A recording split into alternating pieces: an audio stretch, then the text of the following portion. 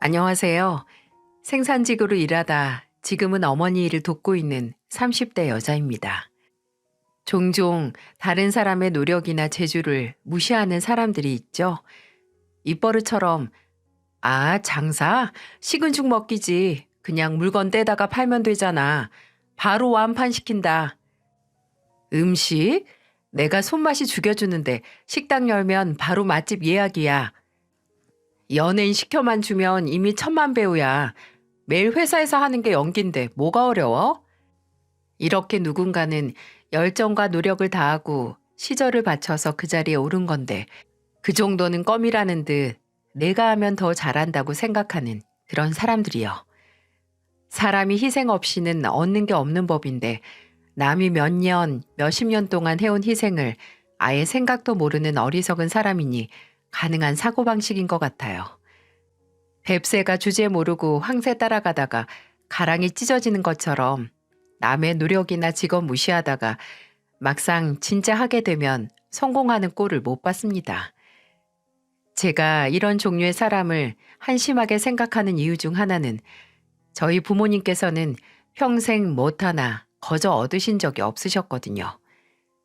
아버지도 어머니도 정말 밤잠 줄이고 먹는 거 쓰는 거 아껴가면서 저희 남매를 키우셨어요. 아버지께서는 화물 운전사셨는데 하루에 15시간, 16시간은 기본으로 운전을 하면서 전국을 누비셨습니다. 하지만 저나 동생에게는 힘든 모습 한번 내비친 적이 없으셨죠. 야간 운전을 하면 종종 다른 곳에서 주무시고 오기도 해서 다음날 들어오실 때가 많았는데 그때마다 손에는 저나 동생이 좋아하는 포장 음식을 꼭 하나씩 쥐고 귀가를 하셨어요. 제가 좋아하는 야채 곱창볶음과 영양통닭, 날 걸 좋아하는 동생을 위해서 오징어회나 산낙지 등등을 포장해 오셔서 저희를 기쁘게 해주셨어요. 그런 아버지가 떠나셨을 때는 저희 가족 모두 등대에서 나오는 빛을 잃은 사람들처럼 길을 잃고 헤맬 수밖에 없었어요. 제가 고등학생일 때 아버지께서는 야간 운전을 하시는 중 음주운전 자동차와 터널 안에서 충돌을 해서 그만 목숨을 잃고 마셨습니다. 그 후로 남의 노력을 무시하는 사람들과 같이 음주운전을 하는 사람들도 제게는 기피의 대상이 됐죠. 경솔하게 술 먹고 운전대를 잡다가 한순간에 한 가족을 지옥으로 보내는 결과물을 만드는 그 무책임감이 그저 원망스러웠어요. 저도 동생도 한순간에 대장 같고 친구 같은 아버지를 잃었지만 평생 자식들을 함께 키우던 인생의 동반자를 잃은 어머니가 정말 마음고생, 몸고생을 많이 하셨어요. 어머니에게는 시리에 빠지는 것도 사치였고 아버지 없이 자랄 자식들이 행여 무시당하고 다른 집 자식들보다 부족하게 클까봐 모든 걸 희생하셨습니다. 어머니는 주로 식당에서 일하셨는데 그냥 일하시는 수준이 아니었어요. 들어가는 식당의 밑반찬의 수준을 엄청나게 올려놓으셨죠. 어머니는 손맛이 정말 기가 막혔는데 그것 또한 그저 거저 얻은 재능이 아니었어요. 여러 식당들에게서 웃돈을 주고 본인을 고용하도록 솜씨를 갈고 닦으셨어요. 일주일에 딱 하루 쉬셨는데 그날에는 집에서 늘 요리 연구를 하셨고 저희나 이웃들에게 맛 평가를 부탁하셨어요. 그러다가 장작 7년이나 일하게 된 장어구이집에 취직을 하실 수 있었고요. 거기 사장님이 저희 어머니께서 전에 일하시는 식당에서 밥을 한번 드셔보고 거의 스카우트 하다시피 데려가신 거였거든요. 나중에는 그 식당에 어머니가 맡은 밑반찬을 먹으러 오는 손님이 대부분일 정도였고 남들은 타고난 손맛이 대단하다고 할지 모르지만 제가 아는 한 어머니의 손맛은 몇 년에 걸쳐 원석을 보석으로 갈고 닦은 거였어요. 그리고 그렇게밖에 할 수 없는 원동력은 본인이 살아온 세상은 불공평하고 뭐든 거저 얻을 게 하나도 없는데 내 자식들은 나를 통해서 좀 더 쉬운 길로 가서 치열한 인생을 살지 않길 바라는 마음에서였죠. 어머니가 술을 정말 못하시는데 맥주 한 캔만 기분 전환 겸 드시면 늘 이런 소리를 하셨거든요. 선아야, 선우야, 세상을 살다 보면 공평한 척은 하지만 막상 까보면 공평한 게 하나 없어서 서러워지는 순간이 올 거야.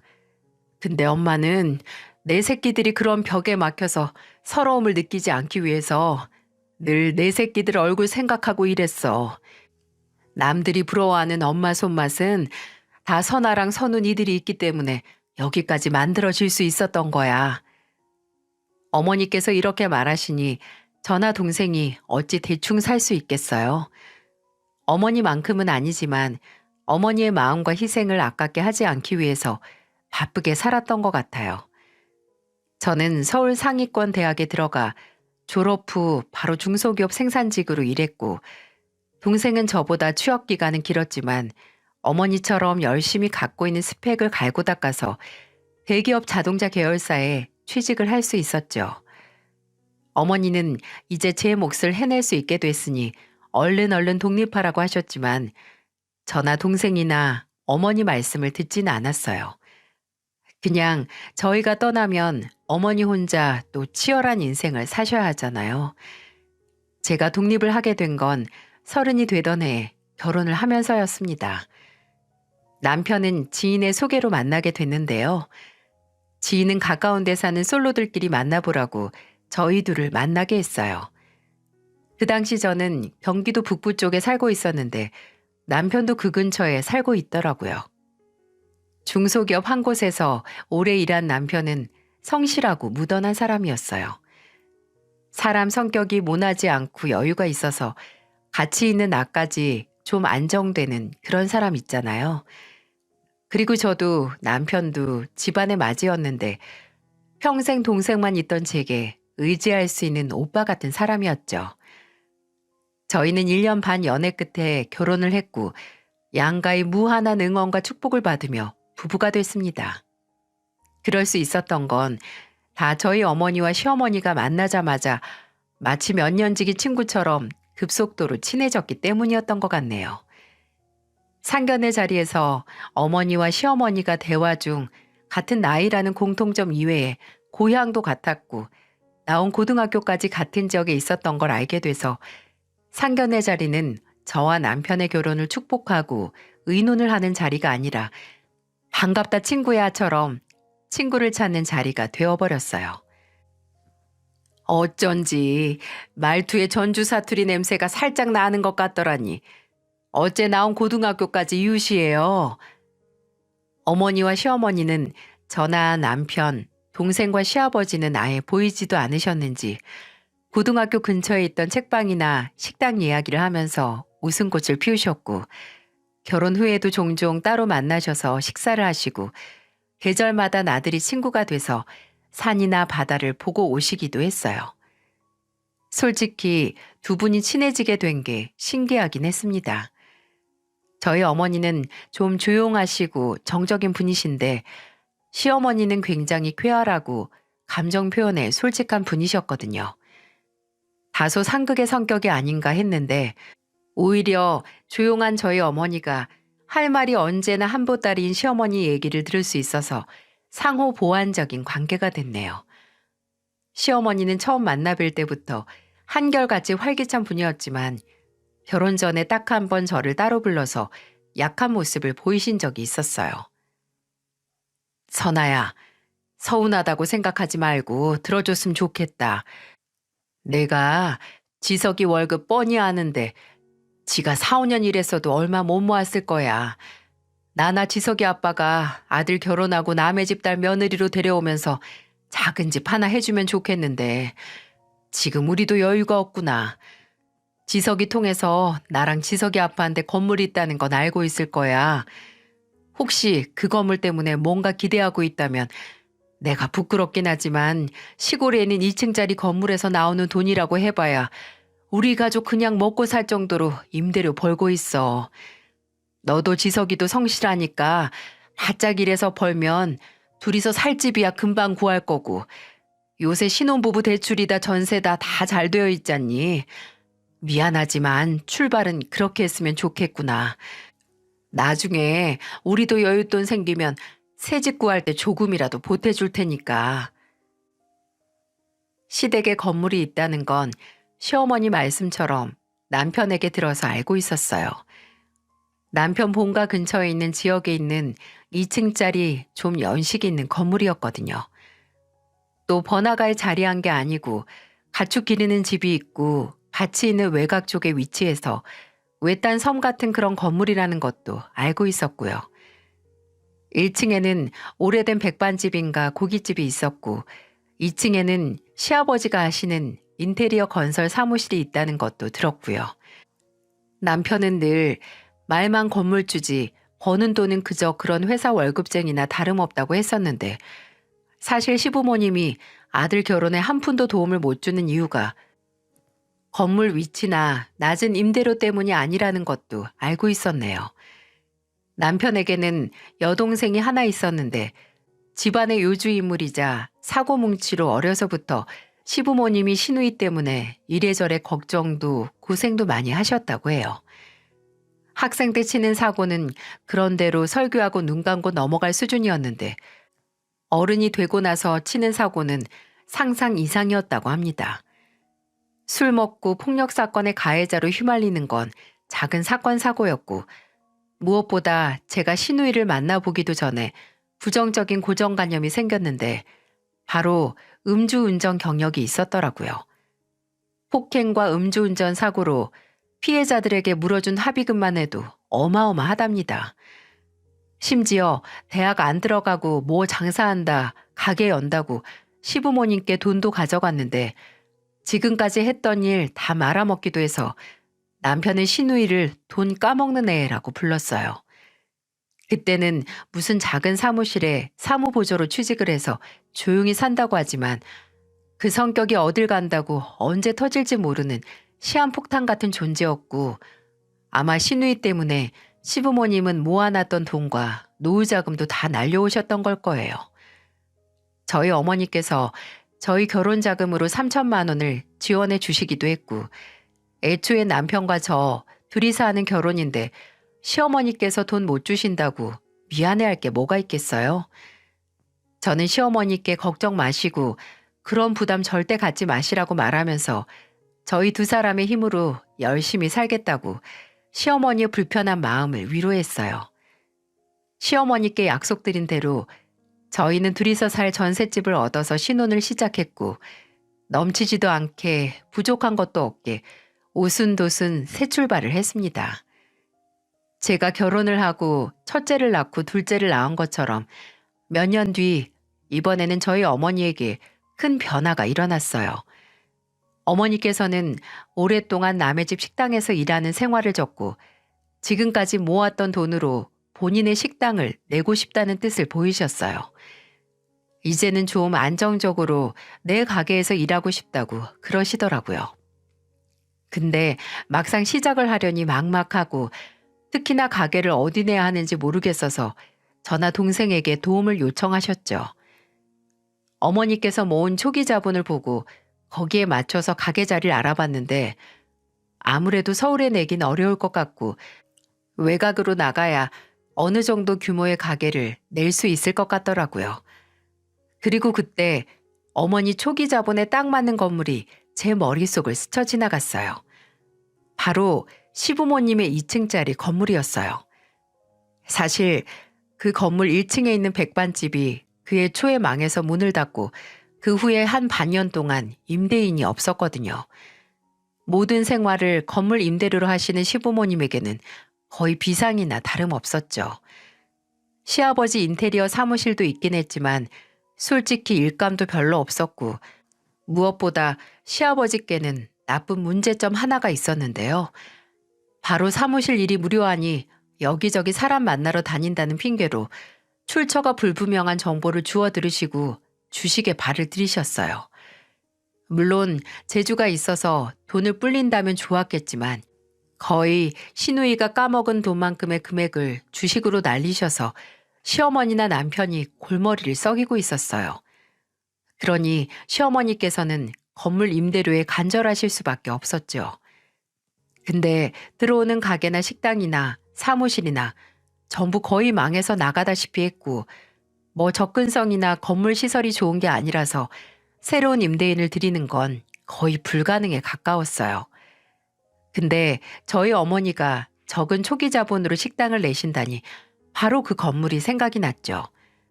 어머니는 처음에 제 의견을 듣고 좀 반신반의 하셨어요. 근데 너무 외곽에 있는 거 아니니? 주변에 다니는 버스나 가까운 역도 없잖아. 나도 네 시어머니가 요새 건물 문제로 힘들어하는 건 아는데 그래도 지금껏 있었던 식당을 줄줄이 망해서 나갔다는 얘기도 엄마는 좀 신경 쓰인다. 엄마, 걱정 마세요. 음식 맛만 있어서 입소문만 타면 달나라라도 가서 줄 서는 게 요즘 사람들이니까요.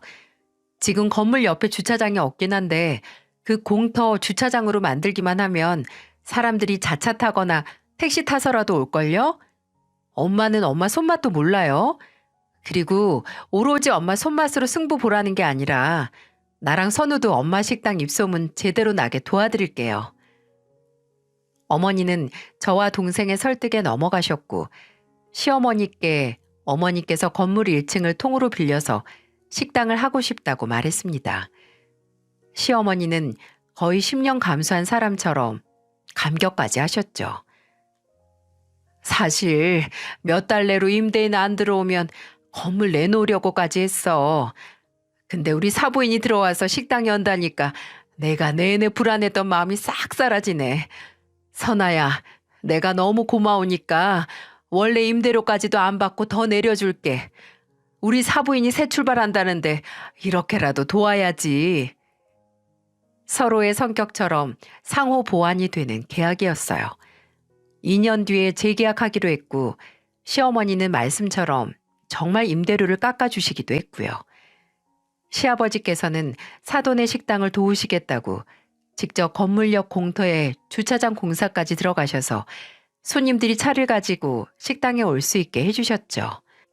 그리고 저희 어머니는 온 가족의 응원과 도움을 받으시며 평생 꿈에 그리던 식당을 열 수 있으셨어요. 그간의 경험을 끌어올려서 풍천 장어집을 오픈하셨죠. 기본 밑반찬만 10가지도 넘게 만드셨어요.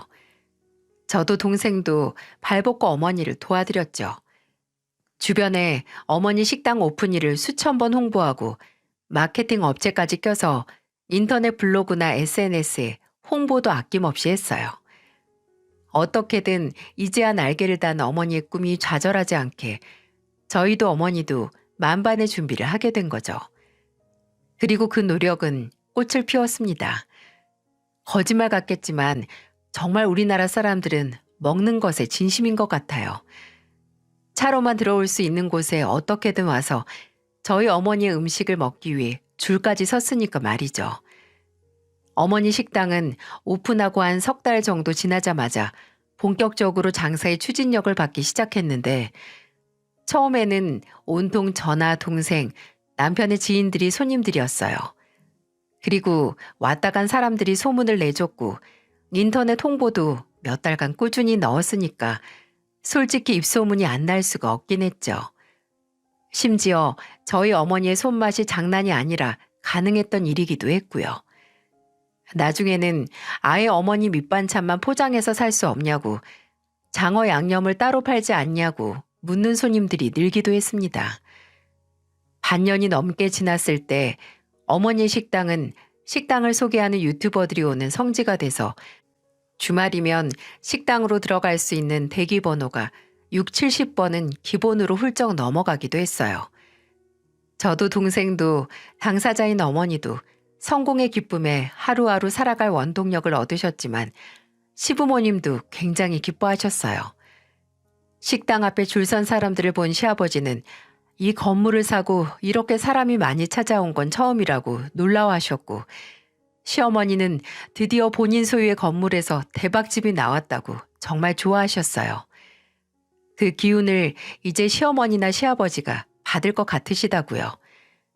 또 장사에 불이 붙게 되니 어머니는 시어머니께서 임대료를 깎아주시기 전에 기존에 생각하셨던 임대료를 올려서 지불하시기 시작했죠.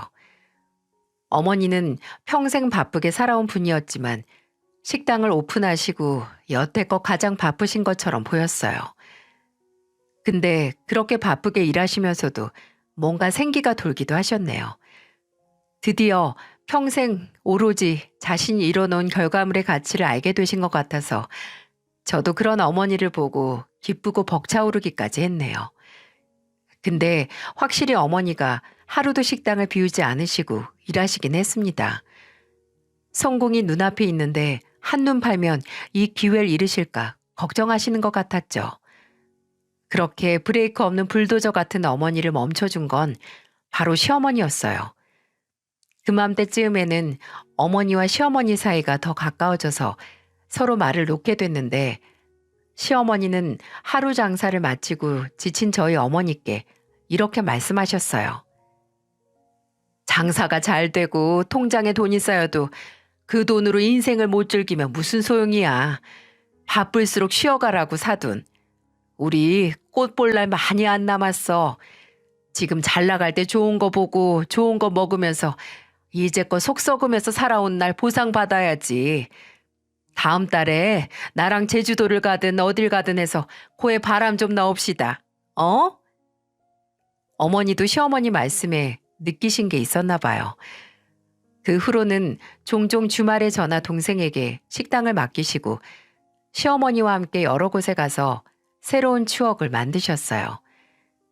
제주도를 포함해서 전국 8도를 누비셨고 동남아 여행을 가셔서 생애 첫 해외여행도 가실 수 있었습니다. 원래 두 분이 자매처럼 각별한 사이인 건 알고 있었지만 솔직히 이 정도로 저희 어머니가 시어머니께 남다른 애정을 갖고 계신지는 몰랐어요. 함께 가는 여행 경비도 저희 어머니께서 모두 부담하셨을 뿐만 아니라 시어머니가 거의 낭떠러지에 내몰렸을 때 도움을 줬던 것도 바로 저희 어머니였습니다. 저희 어머니 식당이 오픈하고 1년이 넘어갈 무렵 시누이가 결혼을 한다는 소식이 들려오더라고요. 상대는 시누이가 일하던 세무사 사무실의 세무사였고 시어머니는 평생 아나무인 철부지로 살아온 애가 드디어 결혼해서 지가정 꾸린다니 이게 꿈이야 생시야 하셨죠. 근데 그렇게 시누이 결혼 소식 이후 얼굴에 웃음꽃만 있던 시어머니가 며칠 새 표정에 근심이 가득하기 시작했어요. 시부모님 댁이 어머니 식당이 있는 건물에서 멀지 않아서 어머니 식당에 들리는 날에는 자연스럽게 시댁에도 들려서 시부모님 얼굴을 뵙고 왔거든요. 근데 하루는 원래 알고 있던 비밀번호를 치고 시댁에 들어갔는데 집 안방 쪽에서 시어머니의 고함 소리가 들리기 시작했어요. 너 나한테 돈 맡겨놨어? 엄마나 아빠 사정 뻔히 알면서 어떻게 바로 그 큰 돈을 내놓으라고 해. 너도 직장 생활 했잖아. 한두 해 한 것도 아닌데 어쩜 모아둔 돈이 하나도 없고 나한테 내놓으라고 빚쟁이 마냥 독촉이야. 시어머니는 누군가와 통화를 하고 계셨는데 네, 더 이상의 대화가 없어도 무슨 일인 줄 아시겠죠? 시누이가 시어머니께 결혼 자금을 요구한 거예요. 그리고 그 금액이 무려 5천만 원이었죠. 제가 왜 이 금액을 아냐면 다른 날 시댁에 갔을 때 식탁 위에 놓인 걸 봤거든요. 시누이 시댁들 집에서 아예 A4 용지에 뽑아서 시누이에게 돌려보냈던 혼수와 예물, 예단 목록을 말이죠. 다 합친 금액이 5천만 원 정도였고요. 그걸 한 남편이 시누이에게 전화를 해서 무슨 5천만 원이나 부모님께 달라고 하냐고 제정신이냐고 따지니까 시누이는 오히려 본인이 억울하고 원통하다는 식으로 그러더군요. 그 사람 집에서 서울에 집 해준다고 하는데 난 고작 5천만 원도 엄마한테 달라고 못해? 예전에 제발 시집만 가라고. 그럼 결혼자금 지원해준다고 했던 거 엄마야. 내가 받아야 할 거 달라는데 왜 나한테만 뭐라고 하는데? 나중에 시댁에 갔다가 시누이가 찾아와서 시어머니와 한판하는 것도 보게 됐는데 솔직히 제 딸이었다면 결혼을 하든 말든 마음대로 하라고 모른 척 했을 겁니다. 근데 시어머니께서는 마치 이게 시누이가 결혼을 할 수 있는 마지막 기회인 것처럼 또 너무 좋은 조건의 사이라서 놓치고 싶지 않으셨나 봐요. 결국 주변의 도움을 청하게 되셨는데 그게 저희 어머니였던 겁니다. 이것도 나중에 알았어요. 시누이가 결국 결혼을 한다고 하길래 그 돈을 어디서 구했나 했는데 어느 날 시어머니께서 저희 집에 술이 만취가 돼서 찾아오셨더라고요. 술김에 손주를 보러 오셨나 했는데 시어머니께서 만나러 오신 건 바로 저였습니다. 시어머니는 제 얼굴을 붙잡고 술 냄새를 풀풀 풍기면서 말씀하셨어요. 예, 선아야, 너 네 엄마가 얼마나 멋진 사람인지 아니? 어? 얼마나 의리가 있고 얼마나 사람이 통이 큰지 아냐고. 아유, 알죠 어머님. 제가 딸인데 모르겠어요? 아니야, 아니야. 아마 너 모를 거다. 내가 사실 너한테 말하기 창피한데 사실 내가 지민이 그거 결혼 자금 때문에 네 엄마한테 부탁을 좀 했다.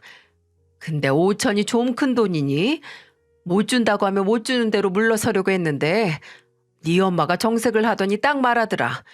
왜 이제 왔냐고. 일찍 말하지 왜 혼자 마음고생했냐고.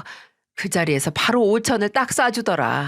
캬, 이게 여자들의 우정이지. 안 그러니? 내가 네 엄마 돈은 우리 사돈 돈은 뭘 해서라도 꼭 갚을 거다. 절대로 절대로 그 은혜 못 잊지. 이 얘기는 저도 좀 놀랍긴 했어요. 시어머니 말대로 가족들끼리도 5천이라는 돈은 주고받기 어려울 정도로 큰 돈이잖아요. 근데 가타부타 말도 없고 조건도 없이 그 돈을 턱 하고 내놓으셨다니 저희 어머니지만 정말 멋있더라고요. 동생은 아무리 사이가 좋아도 그렇게 큰 돈을 거래하는 건 위험하지 않냐고 했지만 어머니는 개의치 않으셨어요. 그 양반이 돈을 떼먹을 양반도 아니고 그 양반 우울하고 힘들면 엄마는 누구랑 놀러 다니냐고 웃으면서 말씀하셨죠. 이렇게 서로가 서로에게 필요하고 늦은 시절 만난 변치 않는 우정이라고 저도 두 분도 의심하지 않았지만 평생 변치 않는 우정은 그리 쉬운 일이 아니더라고요. 시어머니 행동이 조금씩 달라지게 된 건 어머니가 돈을 빌려주신 후 그리 오래 지나지 않았을 때였어요. 어머니의 식당은 하늘 높은 줄 모르고 매달 최고 매출을 찍었고 방송국에서도 연락이 와서 촬영까지 하게 됐어요. 저는 어머니 식당 촬영하는 모습을 보고 싶어서 애들 데리고 갔었는데 시어머니께서도 이미 와서 구경하고 계시더라고요.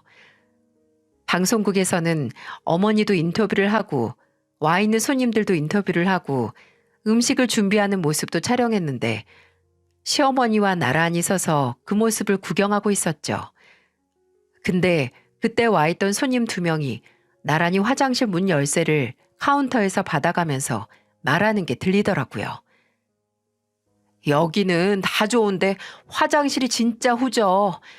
나 여기 오면 최대한 참다가 다른 데 화장실 가려고 하잖아. 아우 맞아. 요즘 같은 시대에 쭈그려 싸는 변기가 웬 말이야.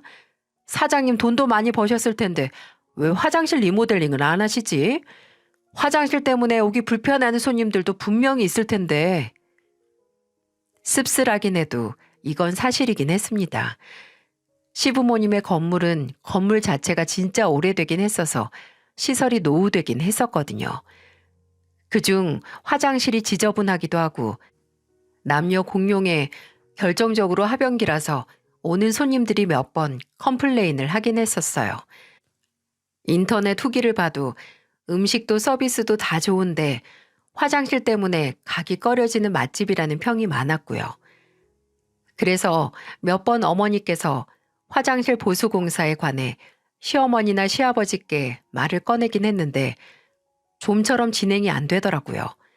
화장실 드러내려면 뭐 걸리는 게 많고 수도 문제도 있다는 식으로 미루셨죠. 역시 오늘도 저런 불만사항이 있구나 했는데 시어머니도 그 손님들의 말을 들었는지 갑자기 혀를 차시며 이렇게 중얼거리셨어요. 참네. 무슨 화장실이 문제야. 괜히 음식만 바뀐 것 같으니까 화장실 탓하고 있네. 당황스럽더라고요. 누가 음식 맛이 바뀌었다고 화장실 탓을 해요. 근데 시어머니께서도 돈이 안 되는 낡은 건물이긴 하지만 그래도 나름의 애정이 있으실 테니 건물 시설 탓하는 말이 언짢을 수도 있다고 생각하고 넘겼어요. 근데 정말 의아하고 좀 어처구니가 없던 일은 따로 있었습니다. 하루는 친구가 저번 주말에 저희 어머니 식당에 왔다 갔다고 전화가 왔어요. 너무 맛있었다고 같이 간 친구들이 팬 됐다고 칭찬을 하더라고요. 근데 그렇게 말하면서 이런 말을 덧붙이더군요. 근데 선아야, 나 너희 시어머니도 봤어. 아, 그래? 너는 내 결혼식에 왔었으니까 우리 어머님 얼굴 기억하나 보다. 거기 2층에 아버님 사무실도 있고 시댁도 거기서 멀지 않아서 종종 오셔. 그래서 내가 선아 친구라고 인사를 해야 하나 말아야 하나 하고 있는데 좀 이상하시더라고. 약간 줄 서 있는 손님들한테 본인이 식당 사장인 척 하던데 이게 또 무슨 말인가요? 뭔 말인가 싶어서 친구에게 어떤 식으로 사장인 척 했느냐고 물으니까 친구가 이렇게 말하더군요.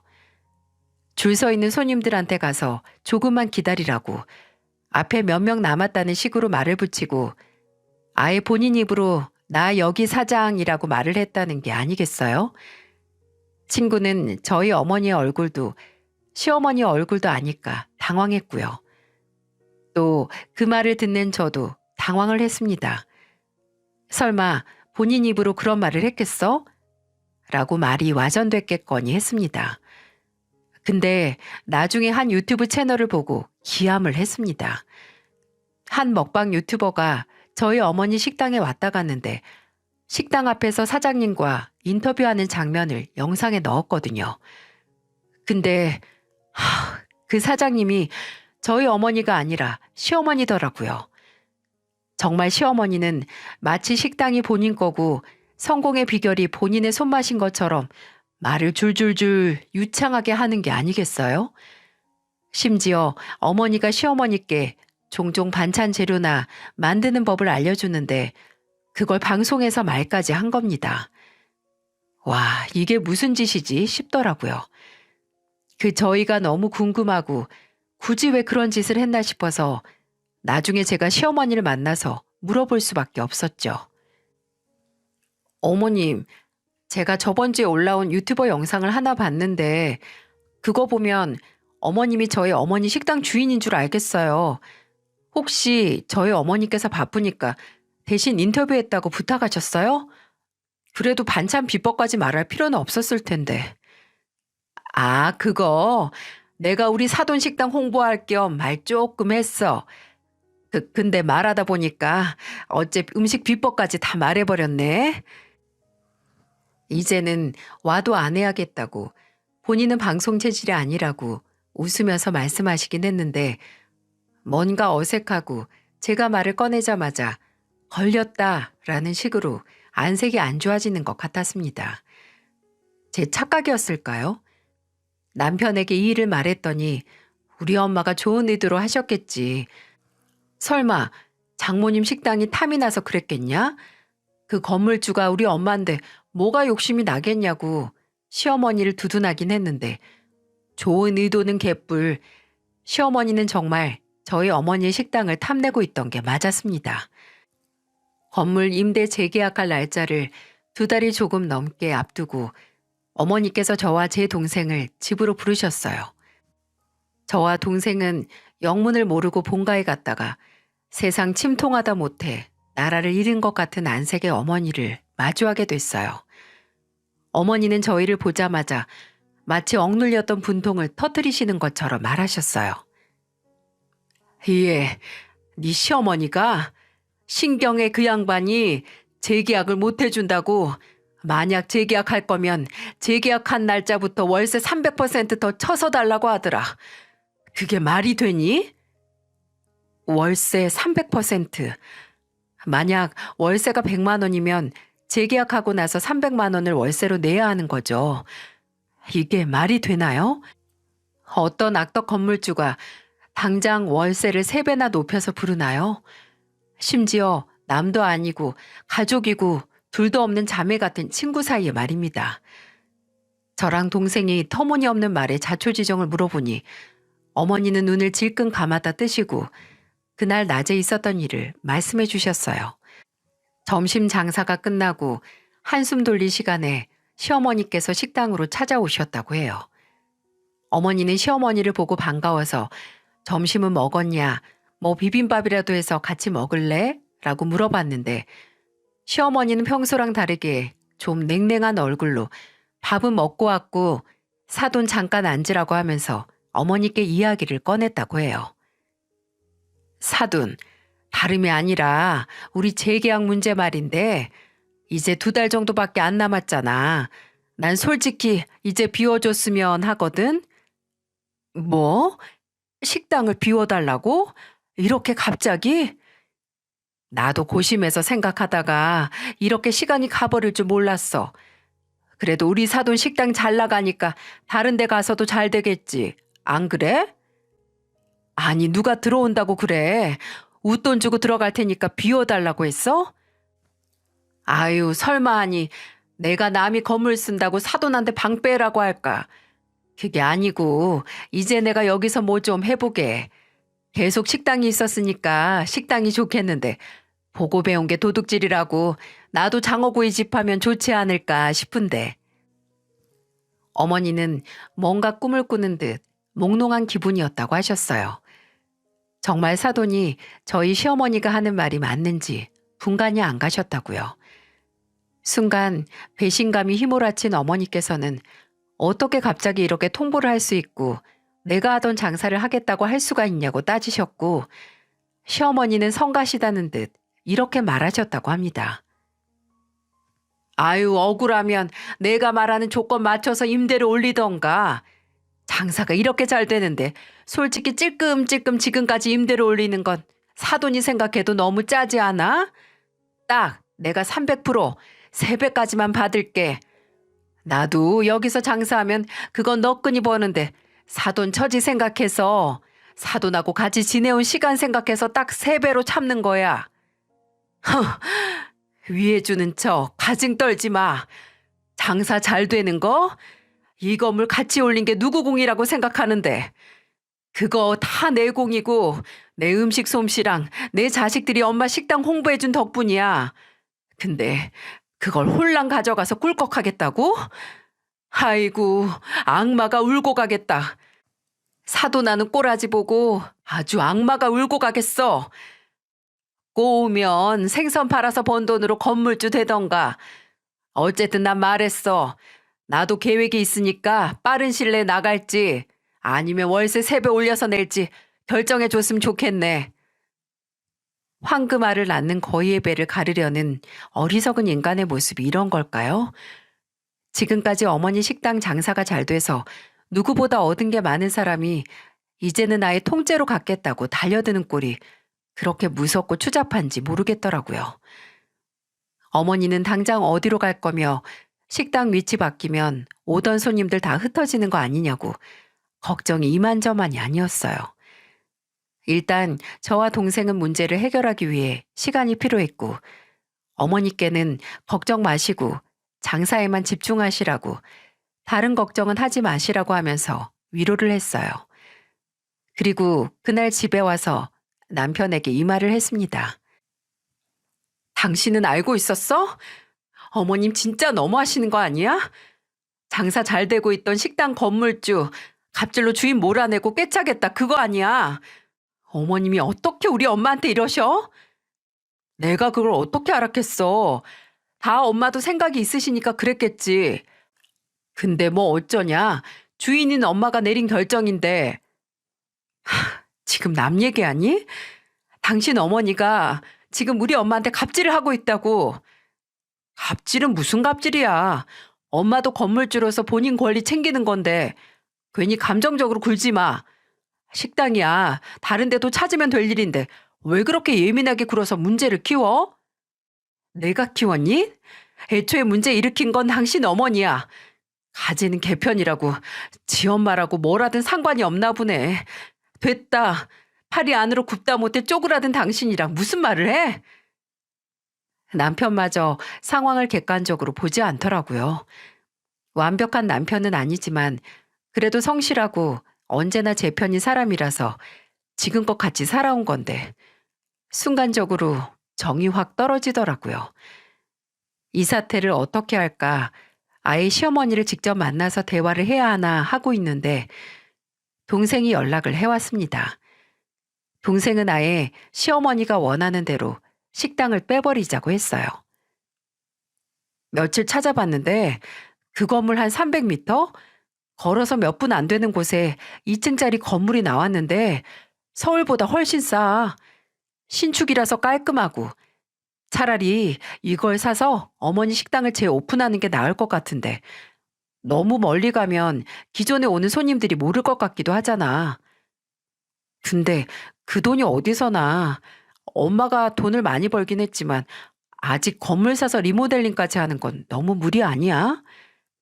그건 내가 대출 좀 받으면 돼. 대기업 다니는 아들 둬서 어디다 써? 다 아들 신용도로 급할 때 대출할 때나 써야지. 이번 주에 어머니한테 가서 같이 말하자. 그렇게 동생 말을 듣고 함께 어머니를 찾아가서 설득했는데 어머니는 좀 주저하셨죠. 아무리 그래도 기존 위치가 아닌 다른 곳에 열면 그게 장사가 되겠냐고요. 오히려 원조집의 아류로 보이는 거 아니냐고.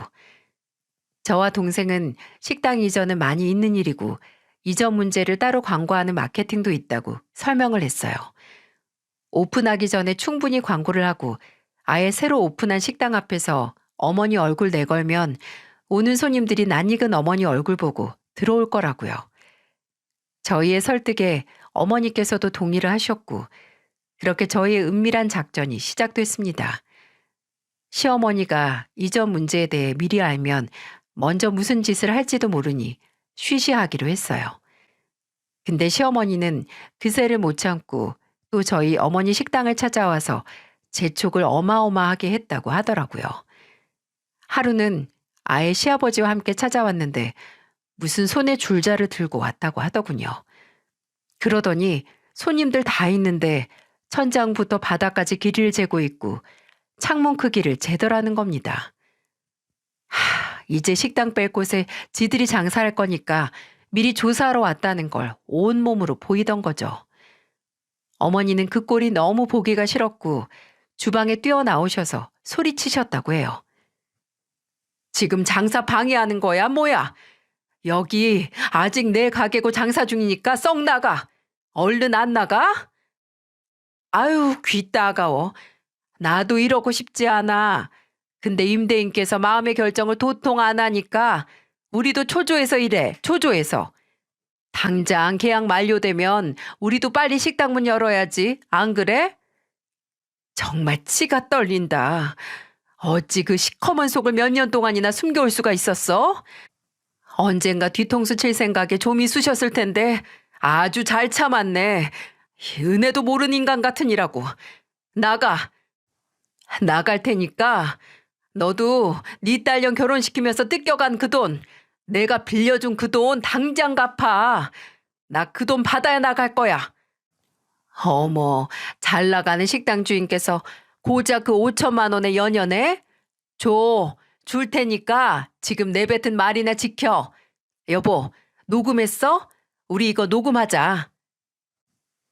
시어머니는 기어코 빌렸던 돈 5천만 원을 갚으면 어머니께서 계약 기간이 만료됐을 때 식당을 빼겠다는 음성을 녹음해서 갔고 거기에 만족도 못했는지 그 후부터 아주 더 빨리 내쫓아낼 생각인지 저희 어머니를 괴롭히기 시작했어요.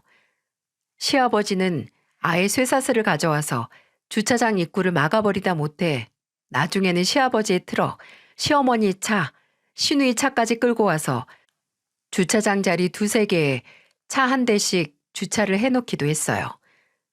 그러니 왔던 손님들은 그 주차장에 주차도 못하고 멀리 있는 유료 주차장이나 근처에 불법 주차를 해서 식당에 컴플레인이 들어올 수밖에 없었죠.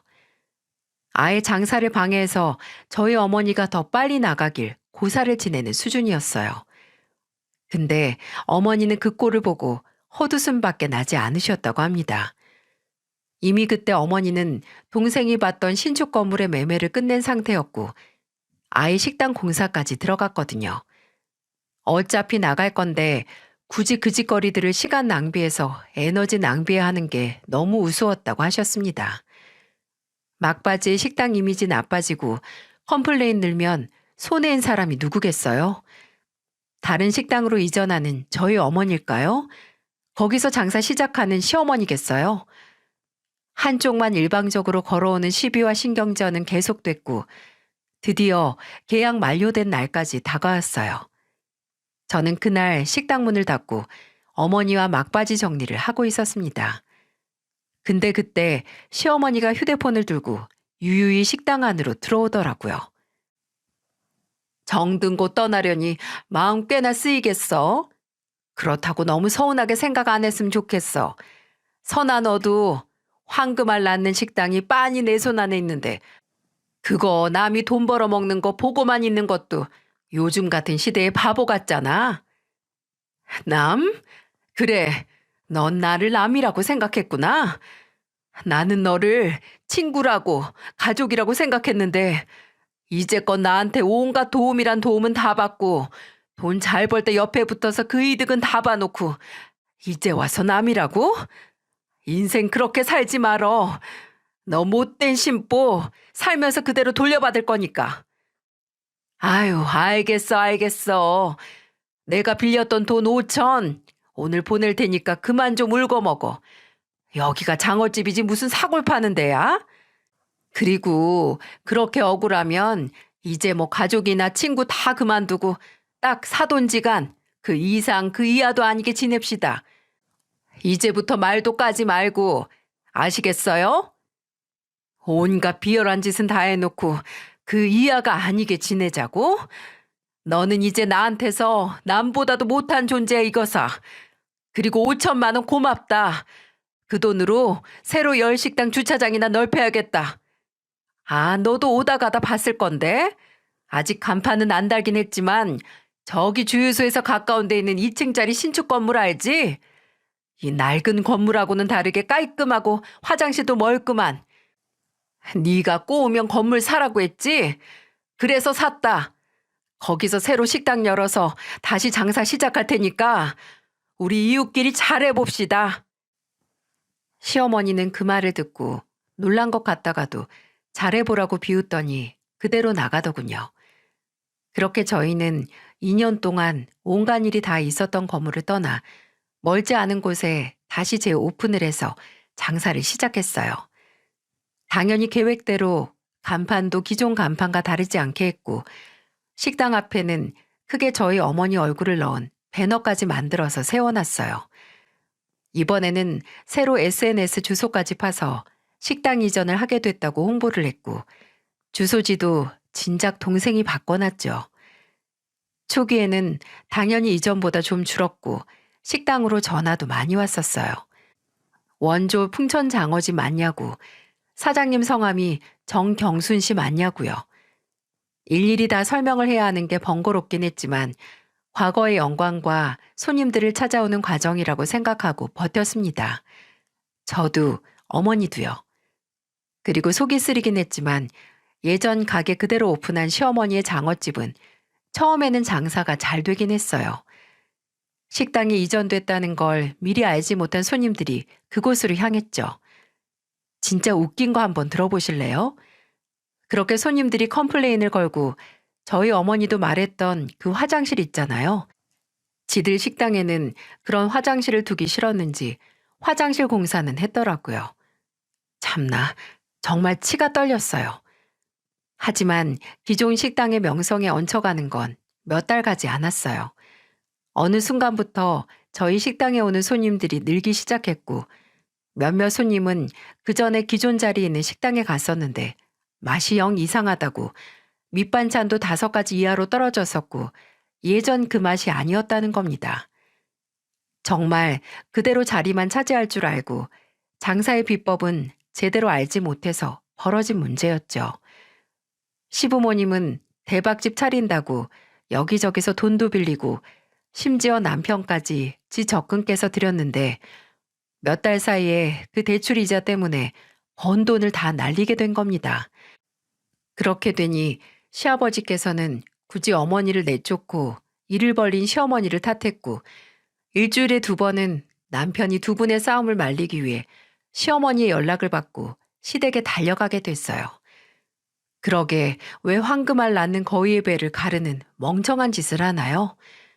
한순간에 파리만 날리는 식당만 떠안게 된 시어머니는 본인 잘못을 좀 알 법도 싶었는데 그 사람의 낯짝의 두께는 어마무시하게 두껍더군요. 하루는 남편이 저녁을 다 먹고 나서 제게 말을 꺼냈습니다. 여보, 혹시 장모님께 말씀드려서 나 1억만 만들어 주실 수 있어? 1억? 지금 내가 잘 들은 게 맞아? 당신한테 갑자기 1억이 왜 필요해? 설마 당신도 아버님처럼 주시겠어? 아니, 내가 아니고 우리 엄마. 요새 장사가 좀 생각보다 더 안 되나 봐. 근데 재료값이나 인건비 나가야 하고 또 대출 이자가 급해서. 와, 어떻게 나한테 우리 엄마한테 지금 장사 안 된다고 돈을 달라고 해? 뭐 나도 좋아서 이런 말 하는 줄 알아? 당장 돈은 급한데 엄마가 죽으려고 하니까 나도 자존심 다 버리고 하는 소리 아니야. 그리고 솔직히 엄마 식당 장사 안 되는데 당신이나 장모님 탓도 있잖아. 오는 손님마다 저 식당은 가지 마라. 장사 잘 되니 건물주 갑질해서 자리 빼앗아서 하는 식당이라고 했다며. 내가 틀린 말 했어? 소비자들 알 권리 챙긴 건데 그게 뭐가 잘못됐는데? 그리고 당신 어머니가 우리 엄마 내쫓고 주제 모르고 장사한다고 일 벌렸다가 그 뒷감당 못하는 걸 왜 나나 우리 엄마한테 해결해 달라고 해. 그리고 당신 엄마가 우리 엄마한테 갑질할 때는 뭘 어떻게 하냐고 손 놓고 있던 인간이 이제 와서 지 어머니 장사 안 되니까 징징거리니? 예민하게 굴지 마. 당신 어머니 받아야 할 업보 받는 거야. 그리고는 어떻게 됐을까요? 남편은 지 분을 못 이기고 제 뺨을 후려쳤습니다. 열등감과 피해의식에 눈깔이 돌아버린 거죠. 나와 사이에 아이까지 2명이나 있는 이 인간이 이리도 못나고 폭력적인 인간인 줄 전혀 상상도 못했어요. 시어머니 식당 장사가 안 되면서 사람이 예민해지고 괜히 시비를 걸긴 했는데 폭력까지 쓸 줄은 미처 몰랐습니다. 근데 저도 참지 않았어요. 저는 그때 옆에 있던 두꺼운 양장본 책을 그 인간한테 던져서 맞췄거든요. 결혼하고 나서 처음 하게 된 대형 싸움이었고 부끄럽지만 애들도 그 모습을 보고 말았어요. 저는 그때 바로 애들과 함께 친정에 갔는데 이 얘기를 들은 동생이 화가 나서 남편을 찾아가서 또 주먹 다짐을 했다고 하더군요. 그 인간 턱에 푸른 멍자국을 남겨줬다고 의기양양하는데 지 입술도 터져서 속이 상했습니다. 근데 그때 그 인간이 제 동생에게 쥐어 터졌다는 말을 듣고 아무런 감정이 느껴지지 않았어요. 오히려 더 맞았어야 하는데 싶더라고요. 그리고 저는 이혼을 결심했습니다. 내 동생에게 더 쥐어 터졌으면 싶은 인간과 더 살아서 뭐 하겠어요? 심지어 지 가족 때문에 제게 손까지 드는 쓰레기를 말이죠. 저는 며칠 뒤 집으로 돌아가서 그 인간에게 이혼을 통보했습니다. 아예 처음부터 분노 조절을 못하는 인간인 것처럼 이혼이란 단어를 듣자마자 차마 다시 저를 때리지 못하고 주변 물건들을 던지고 발로 차면서 무슨 이런 문제로 이혼이냐고 분풀이를 하는데 물건만 던졌을 뿐이지 솔직히 그 물건처럼 제게 폭력을 가하고 싶다는 거잖아요. 지 딴에는 제게 겁을 줘서 경고를 하는 것 같았는데 오히려 인간이 아니고 덜 진화한 유인원을 보는 것 같아서 웃음만 나왔습니다. 저는 그 인간이 혼자 쇼하는 모습을 전부 동영상 촬영을 했어요. 그리고 말했죠. 더 해봐. 어차피 이것도 당신의 폭력성을 입증하는 증거가 될 거고 나는 내 변호사한테 제출할 테니까 어디 더 해봐. 더. 당신 손하고 발만 아프지 내가 아프니? 그랬더니 제게 욕을 내뱉더니 옷을 챙겨서 나가더라고요. 어찌 이리 멘탈이 약하고 감정적일까요? 저는 이혼 소송을 시작했고 남편은 절대 이런 일로 이혼은 안 된다고 도리어 제가 예민하고 감정적인 거라고 하더군요. 손찌검하고 물건 때려 부순 인간이 할 소리는 아닌데 말이죠. 몇 달에 걸쳐서 소송을 계속했고 저는 친정에서 어머니와 아이들과 지냈어요. 그동안 식당 일도 도왔는데 진짜 웃긴 게 한창 식당 안이 만석이고 손님 대기줄이 30번대까지 늘어져 있을 때 식당 밖에서 낯익은 얼굴 하나가 왔다 갔다 하는 겁니다. 시어머니였어요. 아니, 본인 식당은 안 보고 저희 식당에 찾아와서 괜히 손님 얼마나 있나 구경하고 간 겁니다. 정말 처량하지 않나요? 그리고 남편, 아니 전 남편과 저의 이혼 소송이 끝나고 저는 단독 양육권과 재산 분할을 받을 수 있었는데 그 시기의 끝내 시어머니였던 그 사람도 저희 어머니 자리를 꿰차서 연 식당 문을 닫았더라고요. 그뿐만 아니라 나중에 동생이 그 근처 건물 시세를 알아보고 있었는데 시댁 주소로 집이 나와 있는 겁니다. 식당까지 거의 1년 동안의 적자로 닫고 남의 것 뺏어서 시작한 장사가 잘 되겠지 하는 마음에 땡길 대로 땡긴 대출 이자를 감당 못하게 되니 살던 집도 내놓은 겁니다. 그러게 왜 남이 평생에 걸쳐서 쌓아온 노력의 결실을 우습게 보나요? 희생 하나, 노력 하나 없이 남이 갖고 있던 후각만을 탐내다 결국 파국을 맞이한 겁니다. 제가 알기로 전 남편이 그 식당 투자금으로 줬던 적금도 그 인간의 전 재산이었는데 재산 탕진하고 중소기업 월급 받으면서 제게 매달 양육비까지 50만 원씩 보내는 게 쉽지는 않을 겁니다. 애초에 지 부모의 잘못된 행동을 객관적으로 바라볼 수만 있었어도 이 지경까지는 안 왔을 텐데 지 무덤을 지가 신나게 판 거죠. 어머니는 요새 그 어느 때보다 생기가 넘치세요. 제 오픈 전에는 혹시 예전처럼 장사가 안 될까 하는 걱정이 있으셨는데 그 걱정이 시원하게 깨지고 다시 한번 성공을 했다는 생각에 어머니의 자존감은 매달 차곡차곡 쌓이는 통장의 매출처럼 늘어나고 있습니다. 한 번은 또 기분이 좋으셨는지 맥주 한 캔 드시고 그러시더라고요. 옛날에는 그저 니들만 보면서 몸이 부서져라 이랬는데 이제는 나를 위해서 내 성공을 위해서 일할 수 있어서 이 엄마 감회가 좀 새롭다. 너희한테 희생하는 인생도 가치가 있었지만 오로지 내가 쌓았던 가치로 이렇게 성공하니까 기분이 좋아. 근데 그게 또 나 혼자 한 건 아니지. 우리 선아랑 선우 도움 없었으면 엄마가 제2의 전성기를 가질 수 있었겠어? 고맙다, 내 새끼들. 지금 식당이 내 인생에 있어서 성공적인 결과긴 하지만 그보다도 성공한 건 너희를 이렇게 잘 키운 거야. 그 말을 들으니 간지럽기도 하고 괜히 목이 메어오기도 하더라고요. 평생 자식들을 위해 산 어머니께서 어머니로서가 아닌 오로지 자신의 실력과 노력으로 가치를 판명받아서 기뻐하시니 자식으로서 또 같은 인간으로서 축하는 하고 싶었습니다. 어머니는 지금도 계속 상승세를 유지하고 계세요. 어떤 욕심은 결국 본인과 본인의 가족까지 파괴할 정도로 비참한 결과를 내지만 어떤 욕심은 계속해서 성장하고 성공할 수 있는 가능성을 만드는 것 같습니다. 물론 저희 어머니는 후자시고요. 저는 꾸준히 저희 어머니 옆에서 어머니의 제2의 전성기, 제3의 전성기를 응원할 거고 돕고 또 응원할 겁니다. 이야기를 들어주셔서 감사합니다.